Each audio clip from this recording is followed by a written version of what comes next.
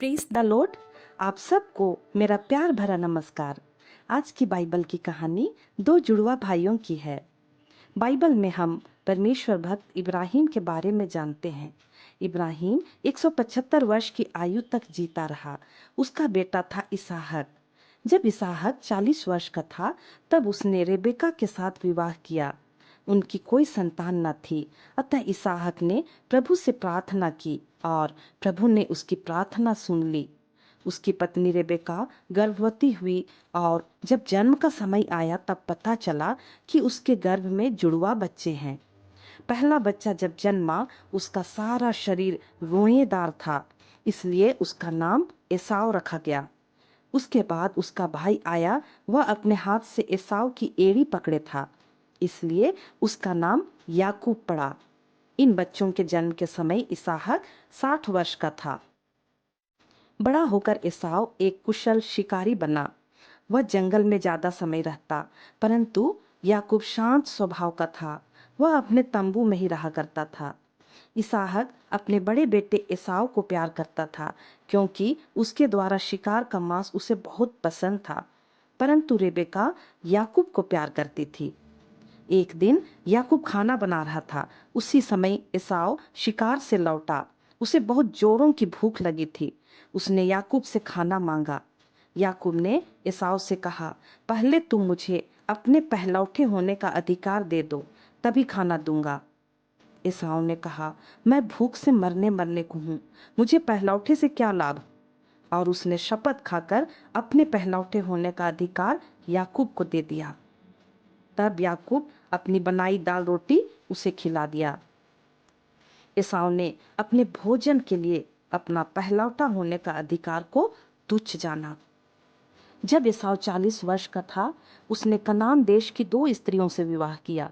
ये स्त्रियां यहोवा परमेश्वर की उपासना नहीं करती थी, और इन स्त्रियों ने इसहाक और रेबेका का जीवन बड़ा दुखी बना दिया था।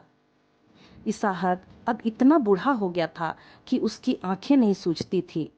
उसने एसाव को बुलाया और कहा, तुम देखते हो कि अब मैं बूढ़ा हो चला हूँ। तुम मेरे लिए शिकार कर मेरी पसंद का भोजन बनाकर मुझे खिलाओ। मैं मरने से पहले तुम्हें आशीर्वाद देना चाहता हूँ। इस पर एसाव शिकार के लिए निकल पड़ा। रेबेका इसहाक और एसाव की बातें सुन रही थी।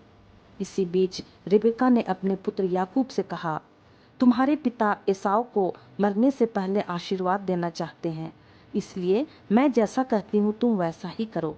तब रेबेका ने बड़े बेटे एसाव के वस्त्र जो घर में उसके पास थे अपने छोटे बेटे याकूब को पहनाए। उसने उसके हाथ और चिकनी गर्दन पर बकरी का रोएदार चमड़ा पहना दिया। तब उसने अपने द्वारा पकाया भोजन और रोटी अपने पुत्र याकूब के हाथ में देकर इसहाक के पास भेजा। याकूब ने इसहाक से कहा, पिताजी आइए, बैठकर मेरा शिकार खाइए और मुझे आशीर्वाद दीजिए।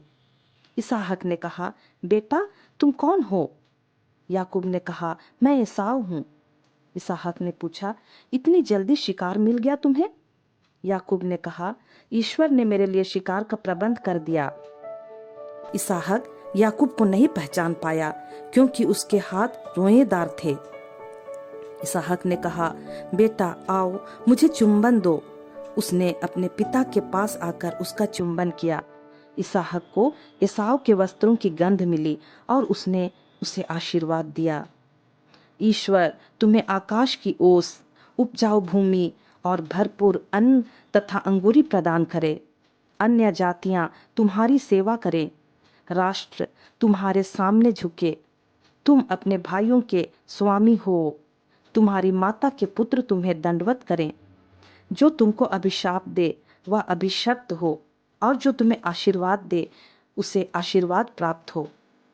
जब इसहाक याकूब को आशीर्वाद दे चुका और याकूब जैसे ही अपने पिता इसहाक के पास से जा रहा था, तो उसका भाई एसाव शिकार से लौटा। उसने भी स्वादिष्ट भोजन तैयार किया और अपने पिता के पास ले जाकर कहा, पिताजी उठिए, अपने पुत्र का शिकार खाइए और मुझे आशीर्वाद दीजिए। यह सुनकर इसहाक को बड़ा आश्चर्य हुआ और वह बोला, तो वह कौन था जो अभी अभी मुझे भोजन खिलाया और मैंने उसे आशीर्वाद दिया? और अब यह आशीर्वाद उस पर लगा रहेगा। अपने पिता की बातें सुनते ही एसाव ने बड़े ऊंचे और दुख भरे स्वर से पुकारते हुए अपने पिता से कहा, पिताजी, मुझे भी आशीर्वाद दीजिए। एसाव को याकूब का पर बड़ा क्रोध आया। वह इतना क्रोधित हुआ कि वह याकूब को जान से मार डालना चाहा। जब रेबेका ने सुना तो वह बहुत चिंतित हुई और उसने अपने पति इसहाक से कहा, यदि याकूब भी इन कनानी स्त्रियों से विवाह कर लिया तो यह एक भयंकर बात होगी। इस पर इसहाक ने याकूब से कहा, तुम किसी कनानी स्त्री से विवाह ना करना, इसके बजाय तू हारान में अपने नाना बतूएल के घर चला जा। याकूब ने अपने पिताजी की बात मानकर हारान के लिए, जहां उसके संबंधी रहते थे, चला गया। एसाव याकूब से बड़ा था, इसलिए उसे ही वरदान पाने की आशा थी, किंतु एसाव इससे पहले ही वरदान प्राप्त करने का अधिकार याकूब को दे चुका था। परमेश्वर की योजना मनुष्यों की योजना से भिन्न होती है।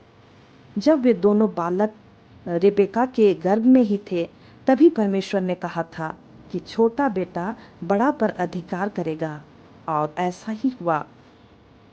इस कहानी के द्वारा ईश्वर आप सबों को आशीर्वाद प्रदान करे। आमीन। Praise the Lord.